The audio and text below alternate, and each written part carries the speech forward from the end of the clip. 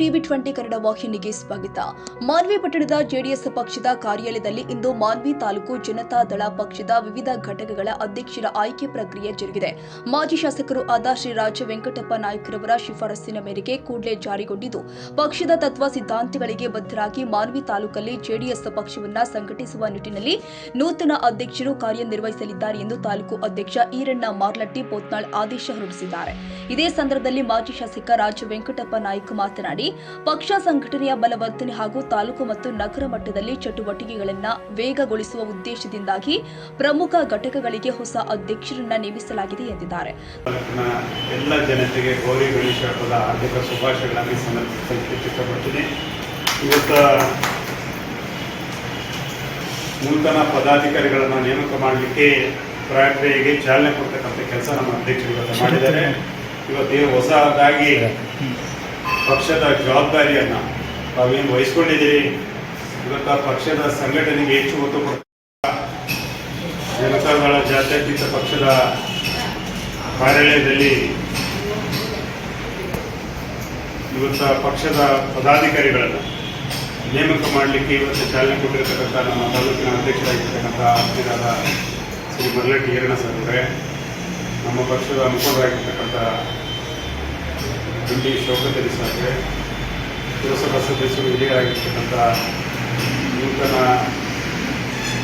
ಅಲ್ಪಸಂಖ್ಯಾತರ ಘಟಕದ ಮಾಜಿ ಘಟಕದ ಅಧ್ಯಕ್ಷರಾಗಿರ್ತಕ್ಕಂಥ ಆತ್ಮೀಯರಾದ ಶ್ರೀ ಡಿ ಭಾಷಾ ಸಾಹೇಬ್ ಅವರೇ, ನಗರ ಘಟಕದ ನೂತನ ಅಧ್ಯಕ್ಷರು ಆತ್ಮೀಯರಾಗಿರ್ತಕ್ಕಂಥ ಎಚ್ ಮೌನೇಶ್ವರ್ ಅವರೇ, ನಮ್ಮ ರೈತ ಘಟಕದ ಅಧ್ಯಕ್ಷರು ಆತ್ಮೀಯರಾಗಿರ್ತಕ್ಕಂಥ ಶ್ರೀ ಮಲ್ಲಾಪುರ ಅವರೇ, ನಗರ ಯುವ ಘಟಕದ ಅಧ್ಯಕ್ಷರು ಸಹೋದರರಾಗಿರ್ತಕ್ಕಂಥ ಶ್ರೀ ಡಿ ಉಸ್ಮಾನ್ ಸಾಹೇಬ್ ಅವರೇ, ಇವತ್ತು ಎಲ್ಲರಿಗೂ ತಮ್ಮೆಲ್ಲರಿಗೂ ಮತ್ತು ಶಿರ್ವಾರ್ ತಾಲೂಕಿನಲ್ಲಿ ಪಕ್ಷ ಜನತಾದಳ ಜಾತ್ಯತೀತ ಪಕ್ಷ ಸದೃಢವಾಗಿದೆ.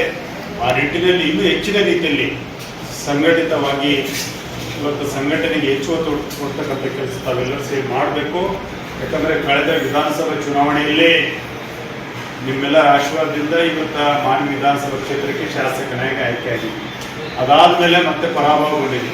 ಯಾವುದೇ ರೀತಿಯಿಂದ ಎದೆಗುಂದದ ಅವಶ್ಯಕತೆ ಇಲ್ಲ.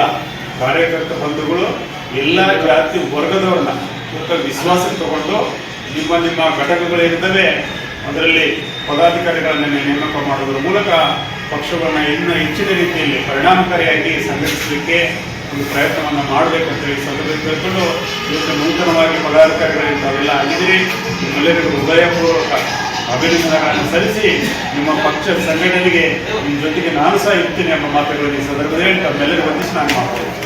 ತಾಲೂಕು ಅಲ್ಪಸಂಖ್ಯಾತರ ಘಟಕದ ಅಧ್ಯಕ್ಷರನ್ನಾಗಿ ಎಂಡಿ ಭಾಷಾ ಸಾಬ್, ತಾಲೂಕು ರೈತ ಘಟಕದ ಅಧ್ಯಕ್ಷರನ್ನಾಗಿ ಶರಣಪ್ಪ ಗೌಡ, ಮದ್ದಾಪುರ್ ನಗರ ಘಟಕ ಅಧ್ಯಕ್ಷರನ್ನಾಗಿ ಎಚ್ ಮೌನೇಶ್ ಗೌಡ ಹಾಗೂ ನಗರ ಯುವ ಘಟಕದ ಅಧ್ಯಕ್ಷರನ್ನಾಗಿ ಎಂಡಿ ಉಸ್ಮಾನ್ ನೇಮಕಗೊಂಡಿದ್ದಾರೆ.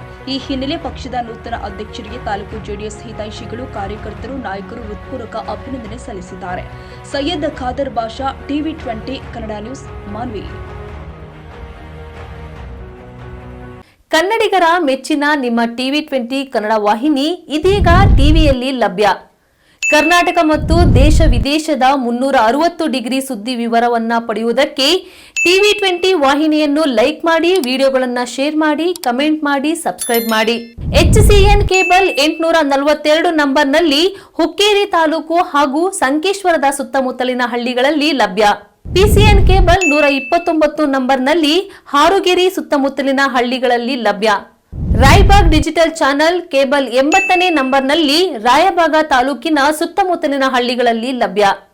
UDCN ಕೇಬಲ್ ನೆಟ್ವರ್ಕ್ ಉಗಾರ ಸುತ್ತಮುತ್ತಲಿನ ಹಳ್ಳಿಗಳಲ್ಲಿ ನಿಮ್ಮ ಟಿವಿ 20 ಕನ್ನಡ ವಾಹಿನಿಯೂ ಲಭ್ಯ.